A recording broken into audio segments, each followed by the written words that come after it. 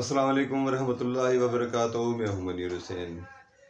अक्सर घरों में ये देखा गया है कि कुछ ख़वातीन, कुछ लड़कियां हिरासमेंट का शिकार हो जाती हैं अपने ही अजीज़ो अकारिब के हाथों, अपने ही घरों में या फिर रिश्तेदारों में, या फिर ऐसी जगह पे जहाँ जिस जगह वो काम कर रही होती हैं। मेरी नज़र में उनकी बेसिक वजह यह है ख़वातीन में, लड़कियों में खुद एतमादी ना होना।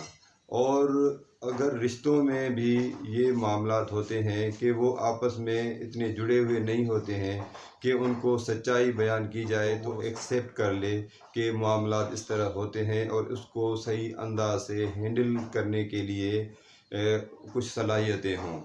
ख़वातीन कुछ मसाइल इस वजह से भी नहीं बताती हैं अपने घरों में कि उनको ये पता होता है कि अगर इस मसले को बयान किया जाएगा तो कभी कभार उनके ऊपर कोई एतमाद नहीं करेगा, या फिर उस मसाले को लेके बहुत बड़ा हंगामा हो जाएगा जिनको डर होता है कि खून खराबा ना हो। इस वजह से भी वो बेचारी खामोश रहती हैं, वो बच्चियां खामोश रहती हैं और वो बहुत ही बड़े प्रॉब्लम का शिकार हो जाती हैं। तो लिहाजा अपने घरों में, अपने बच्चों में खुद एतमादी पैदा करें और आपस में एक मशवरा किया करें, एक दूसरे को दिलासा दिया करें, सहारा दिया करें।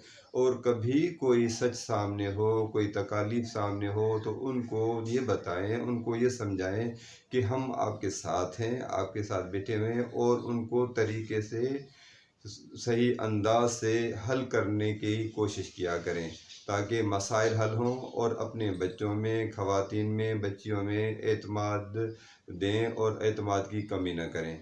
अगर एतमाद की कमी नहीं होगी तो इंशाअल्लाह अज़ीम ये मसले काफ़ी हद तक कम हो जाएंगे। और मेरा मशवरा तो उन बच्चियों को और ख़वातीन को है जो ये इस मसले का शिकार हो रही होती हैं, तो वो पहली स्टेज में ही सबको बता दें, चाहे कुछ भी हो, इस चीज़ से न डरें। अगर कोई खातून की शादी हो गई है, उसके बाद उसके घर में या कहीं और वो मसले को फेस कर रही है, तो अपने मियाँ को, अपने घर वालों को आराम से, सुकून से वो बता दें ज़रूर।